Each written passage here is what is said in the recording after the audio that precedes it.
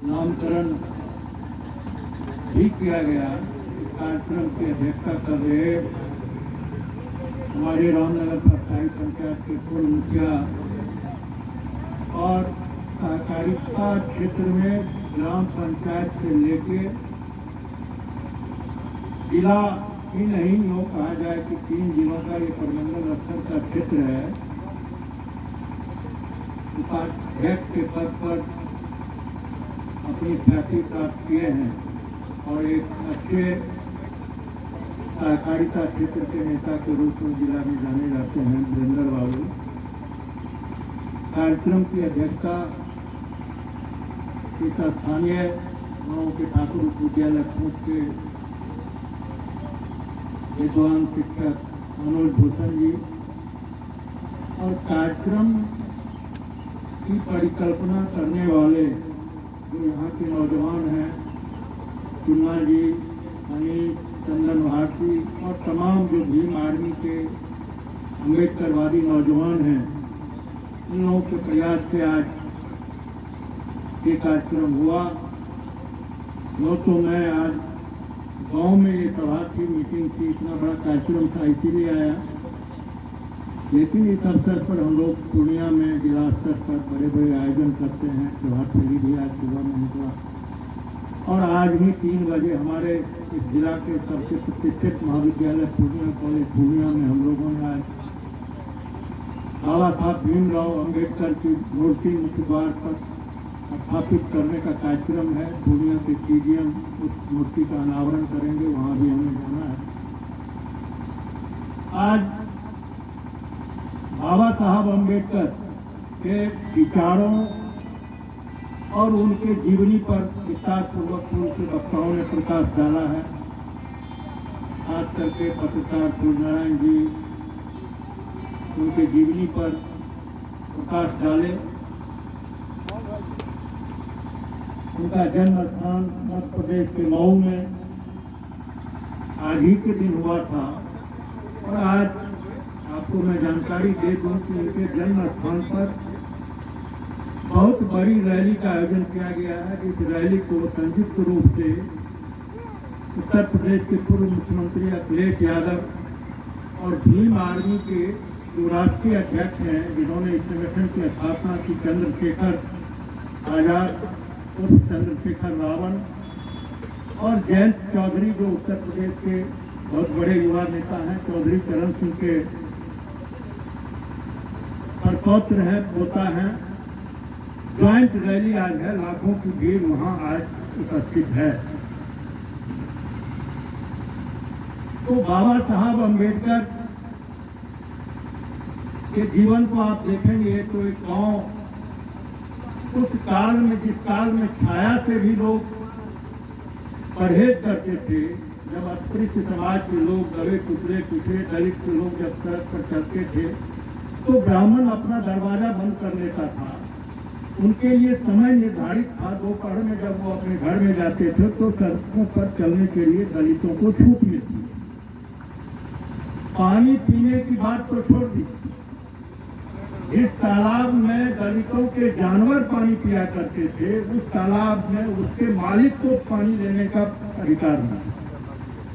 आपके जानवर वहां पानी पी सकते हैं, लेकिन जो इंसान है, जिस जानवर का मालिक है, वो वहां पानी नहीं पी सकते। ये प्रतिबंध है। और पानी पीने के अधिकार के लिए बाबा साहब अम्बेडकर को आंदोलन करना पड़ा। हजारों की संख्या में अपने समाज के लोगों को इकट्ठा कर वो जोर जबरदस्ती उस तालाब में गए और जो सवर्ण थे उस जमाने के, जिसका राज था, लाठी डंडे और अपने अस्त्र शस्त्र से हमला किया। बावजूद इसके बाबा साहब अम्बेडकर उस तालाब में पानी भरे। अभी हमारे भाई सूर्यनारायण जी ऐसी चले गए, हाँ वहाँ पर है। हाँ, तो वो बोले कि आज समाज बदल गया। वो पत्रकार हैं, उन्हें इस चीज का भी ख्याल होना चाहिए कि आज भी कुछ ही दिन पहले राजस्थान के एक विद्यालय में घड़े से एक दलित बच्ची विद्यालय में पानी पी ली तो उस विद्यालय का एक सवर्ण शिक्षक इतनी शिकायत की कि उस बच्ची का देहांत हो। आज भी राजस्थान और मध्य प्रदेश में आज के समय में घोड़ियों पर चढ़ के दलित समुदाय के छोटे वर्ग के लोग जिसको कहते हैं, वो शादी में अपना बारात नहीं निकल पाता। जहाँ सबल है वहाँ निकालते हैं, लेकिन यदि उस बस्ती के बगल में कोई सवर्णों की बड़े मजबूत जाति बिरादरी के लोग रहते हैं तो वहाँ दलित घोड़े पर चढ़कर आज भी वहाँ पर शादी के लिए नहीं निकलता। कौन सा संविधान लागू है? आज भी परोक्ष रूप से भारत में मनु स्मृति का संविधान लागू। और किसी भी, हम लोग तो बड़े बड़े पढ़े लिखे लोगों से डिबेट करते हैं तो वो कहता है कि ये संविधान सही। अभी एक वक्ता ने कहा कि बाबा साहब पढ़े लिखे हैं संविधान, ये तो नकल करके बाहर विदेश से लाए और उसकी कॉपी को यहाँ हम लोगों के ऊपर थोप, यही कहते हैं। लेकिन उस संविधान को लिखने में, उस काल में, जिस काल में गिने चुने लोग पिछड़े वर्ग में भी ग्रेजुएट हुआ करते थे, मैट्रिक पास हुआ करते थे बहुत कम लोग, और उस काल में इस संविधान की रचना उन्होंने देश के बड़े बड़े आजादी के आंदोलन के जो अगुआ लोग थे, गवर्नरों में जो पढ़े लिखे विद्वान थे, उन लोगों से आपके हित की रक्षा के लिए डिबेट की और लड़ाई लड़के एक एक मुद्दे पर कोई बहस में नहीं टिकता था कोई भी व्यक्ति। Mahatma Gandhi matric pass barrister थे और बाबा साहब अम्बेडकर बीए पास बैरिस्टर। गांधी महात्मा हो गए, राष्ट्रपिता घोषित कर दिए गए। और 1932 में जब गोलमेज सम्मेलन चल रहा था तो भारत के तमाम जो अंग्रेजों को भगाने वाले आंदोलनकारी नेता थे, पहला गोलमेज सम्मेलन का विरोध किया और लोग नहीं गए। सिर्फ बाबा साहब अम्बेडकर इसलिए गए कि अंग्रेजों का राज था, हम वहां नहीं जाएंगे तो हमारे समाज के हितों की रक्षा नहीं होगी। दूसरा गोलमेज सम्मेलन इंग्लैंड में फिर बुलाई गई, तब झक मार के यहाँ के लोग, गांधी भी गए, और उस गोलमेज सम्मेलन में बाबा साहब अम्बेडकर के एक भी सवाल का जवाब गांधी जी ने नहीं दिया। जो घटना की चर्चा अभी हमारे संजीव सोना जी किए कि नेहरू के मामले में ये बातें नहीं थी। गोलमेज कॉन्फ्रेंस में टेबल पर जब डिबेट चल रहा था, बाबा साहब अम्बेडकर अंग्रेजों के बीच में, उन प्रतिनिधियों के बीच में कहे कि गांधी जी, यदि इस ग्लास में मैं पानी डालता हूँ, मैं उन्हें देता हूँ, वो ग्रहण कर लेंगे तो मैं उनकी बात से सहमत हो जाऊंगा कि भारत में खिलाफत अस्पृश्यता नहीं। और गांधी राउंड टेबल कॉन्फ्रेंस में इतने बड़े बड़े लोगों के बीच में पानी ग्रहण नहीं किया। और वो व्यक्ति इस देश में सामाजिक सुधार, हरिजन उद्धार, हरिजन मुंह से गया गया तो लड़ाई इस देश में दो तरह की थी। आजादी की भी लड़ाई लड़ी गई, अंग्रेजों को हटाने के लिए, भगाने के लिए क्यों तूफान मचा?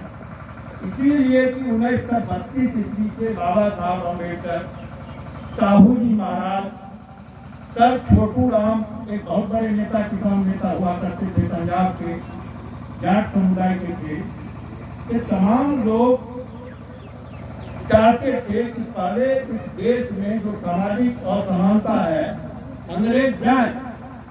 हम भी उस विदेशी शासक के विरोधी हैं, लेकिन हमारा अधिकार सुरक्षित पहले हो, उसके लिए कानून बने, उसके बाद हम अंग्रेजों को भगाने के आंदोलन में।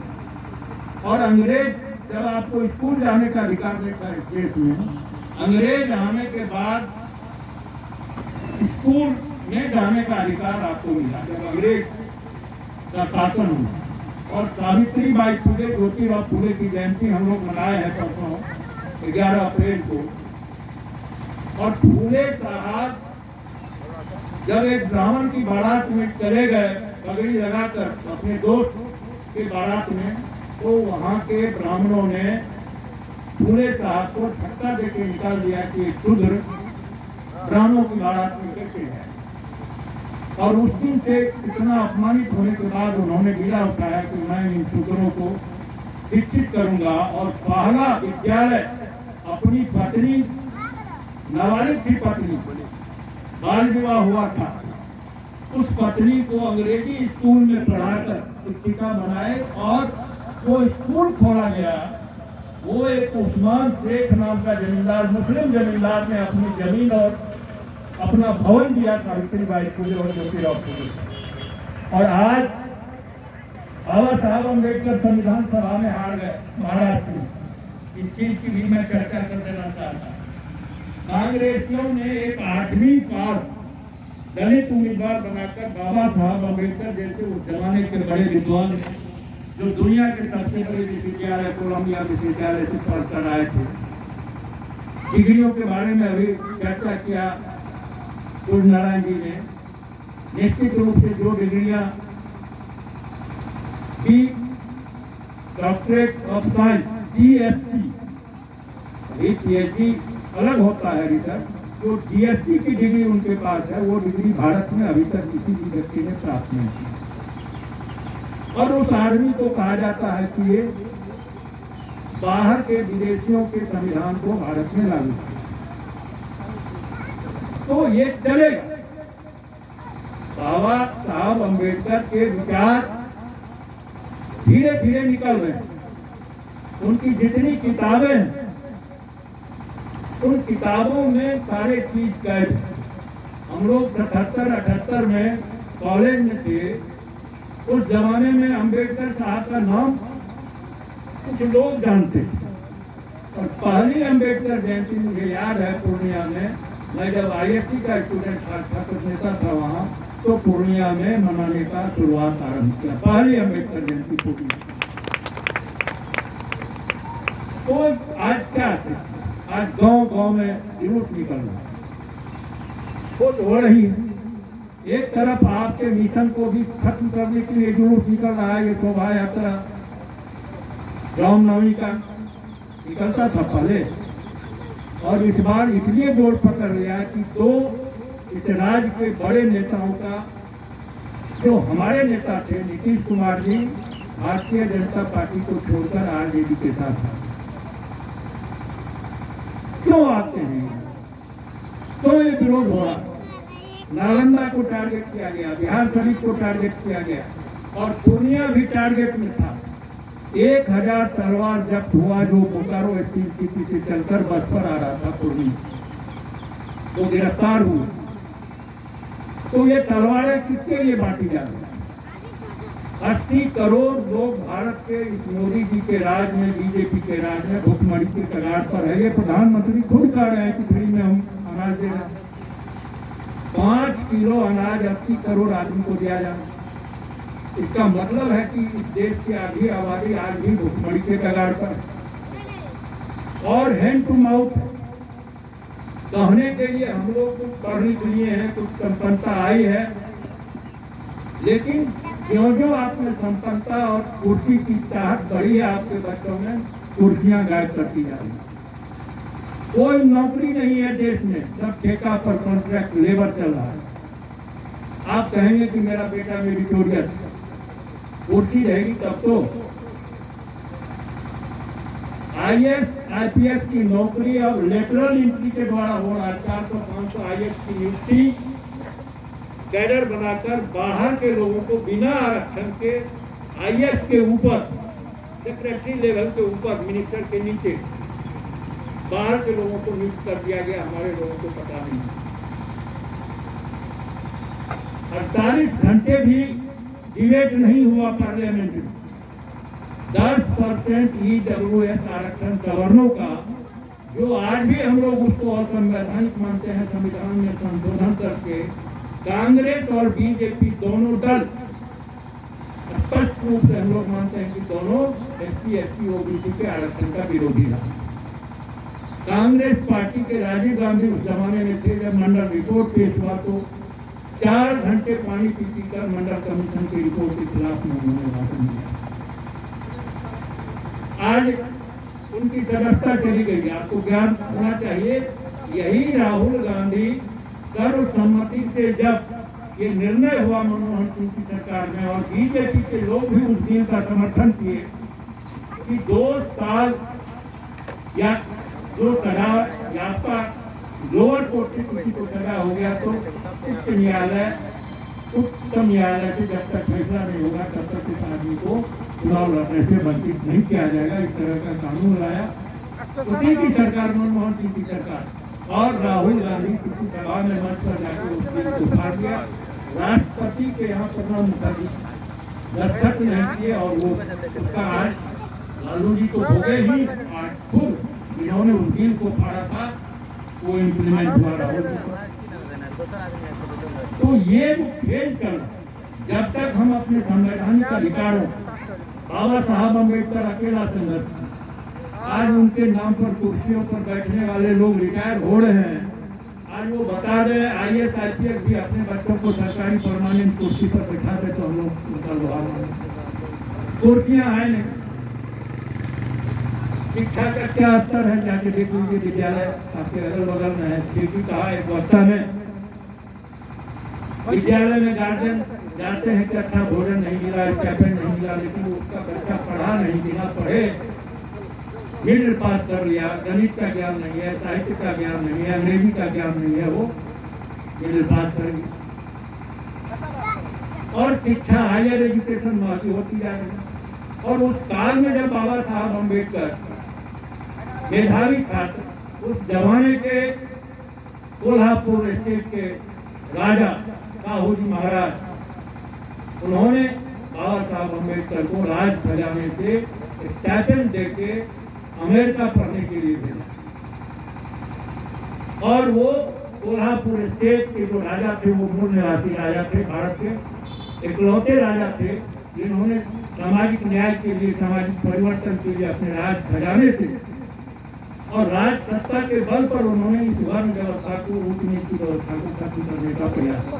और पहला आरक्षण, जिस आरक्षण की परिकल्पना आज हम लोग कर रहे हैं कि बाबा साहब ने संविधान में दिया, वो आरक्षण कोल्हापुर स्टेट में पहली बार लागू किया गया पिछड़ों के लिए और अनुसूचित जाति के लिए 38 समाज। तो बाबा साहब अम्बेडकर जो भी चीज संविधान में भी आज उस संविधान के एक आर्टिकल को समाप्त किया कर दिया गया। आपका आरक्षण सामाजिक आरक्षण था, उसने आर्टिकल जोड़ के 50% रिजर्वेशन आज 10% जितनी आबादी है उसके लिए होगी। आप अपने बच्चों को भेजिए किसी कंपटीशन में अप्लाई करवाइए नौकरी, और जब रिजल्ट देखिएगा तो 10% तो EWS है ही। फिर जो 40% बचा वो जनरल कैटेगरी का, वो भी उन्हीं के कब्जे में जा रहा है। ऐसा पेंच लगाया। इधर 85-90% की आबादी वाले 49.5%, 22.5 और 27, 50% की कब्जा कर लिया।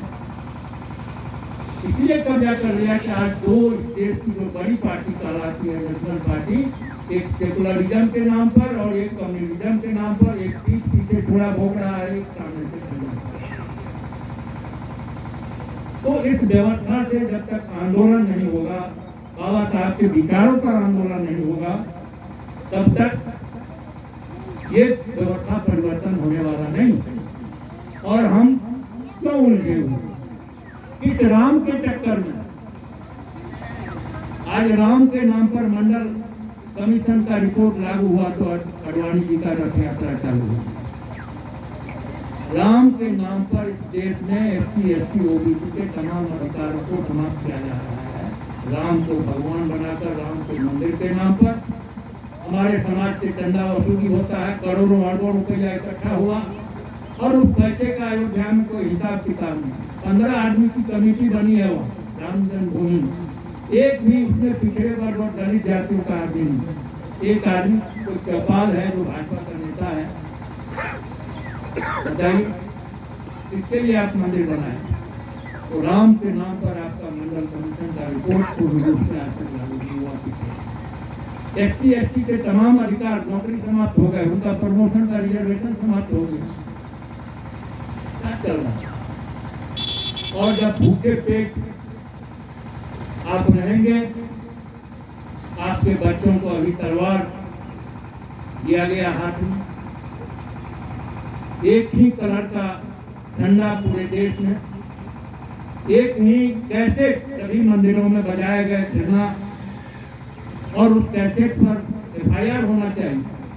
आज सच्ची घटना की बात हमारे नेता प्रोफेसर चंद्रशेखर ने जब बताया, रामायण के आज एक छोटा एक अशोक पूरे देश का, ये लोग पूरे देश में तूफान मचाने का काम, कई मुकदमे दर्ज करते हैं।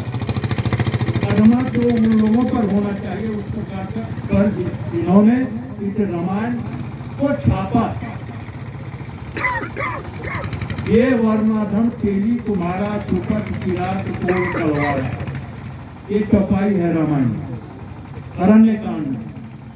वर्ण में नीच होते हैं तेली, कुम्हार मिट्टी का बर्तन बनाने वाला कुम्हार, चुपट भंगी समाज के लोग जिसको गौम जाति में हम लोग मिलते हैं, किरात कोल भीड़ आदिवासी, कलवार जो कलवार अभी हैं चौधरी जी थे हमारे, कहते हैं हम वर्ष, ये सब नीच जाति में आते हैं, अधम जाति के लिए। तुलसीदास ने लिखा, ये आपत्तिजनक शब्द है। आभीर यमन किरात अभिरूप जे, ये रामायण का एक चौपाई है। आभीर मतलब अहीर होता है, यादव लोग जो हम लोग, ये भी नीच जाति में पैदा होता है। पूरा जो ये जिसको आपको कहा जा रहा है गीता रामायण महाभारत, ये धर्म ग्रंथ है, ये झूठ का पुरिंदा है। और ये बहुसंख्यक इस देश के जो मूल निवासी हैं उस पर राज करने के लिए ये मोटा मोटा ग्रंथ लिखा है। और बाबा साहब अम्बेडकर एक लाइन में इन धर्म ग्रंथों के बारे में लिखे हैं, ये उनका स्पीच है गीता के बारे में।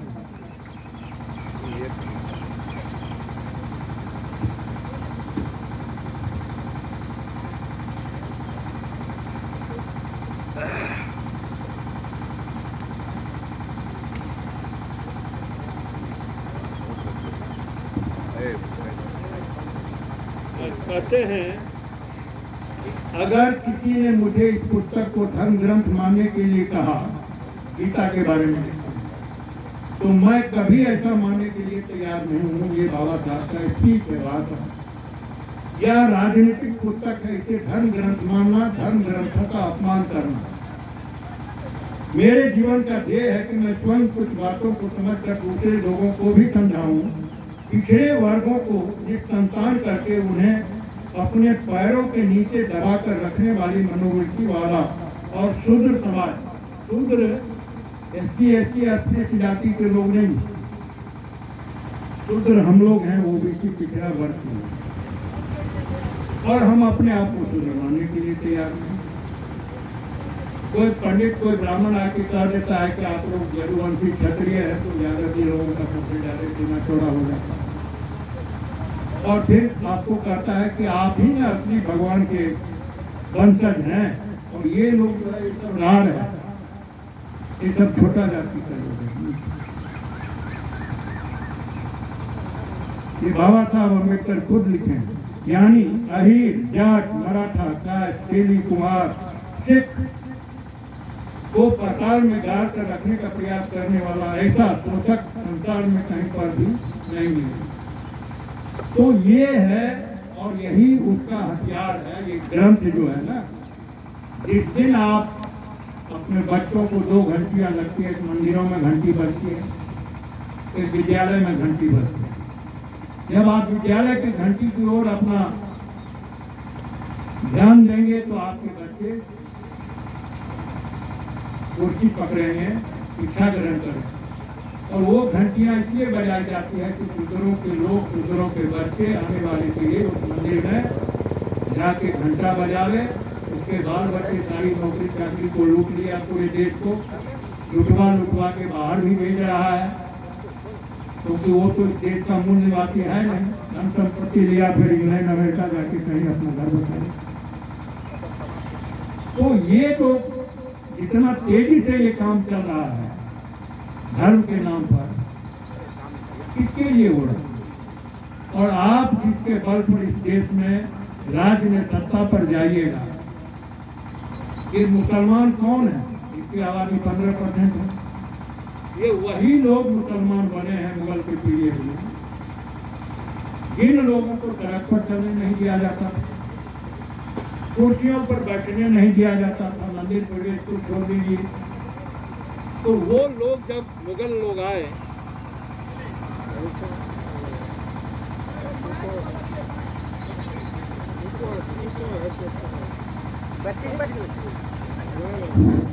तो जब मुगल आए तो हमारे समाज की स्थिति मुगलों ने देखा कि भाई यहाँ तो जानवर तालाब में पानी पी रहा और जानवर पालने वाला व्यक्ति को पानी पीने का अधिकार नहीं। तो इस्लाम के लोग पैगंबर लोग जो सूफी संत लोग आए तो कहा कि भाई हमारे धर्म में कोई जाति भेद नहीं। तो हमारे ही लोग इज्जत पाने के लिए मंदिरों में जाने के लिए मस्जिदों के अंदर चले गए और आज भी उसकी पहचान भारत में उसी बिरादरी में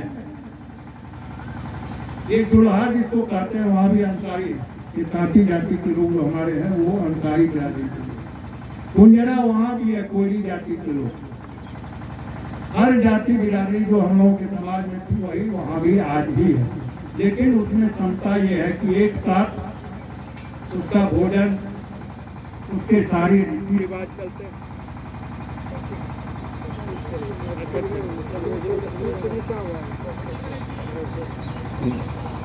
तो इस सामाजिक व्यवस्था के खिलाफ में हमारे महापुरुष ये आज से ये आंदोलन नहीं कर रहा।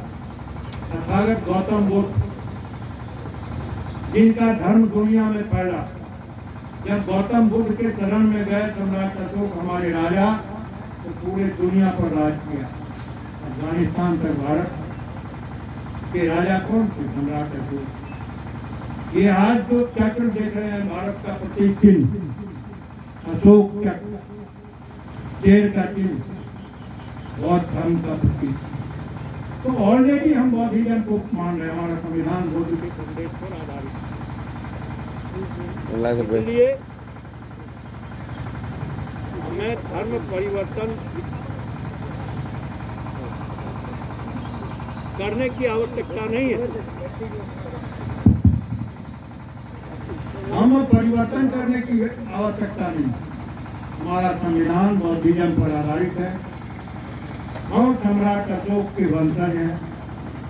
बाबा साहब अम्बेडकर बौद्धिज्म को फॉलो करते थे, उनके विचारों पर चलते थे। आज सबसे बड़ी श्रद्धांजलि यही होगा कि उनके विचारों पर चलें, बुद्ध के विचारों पर चलें। इन सब शब्दों के साथ में अपनी बात करें।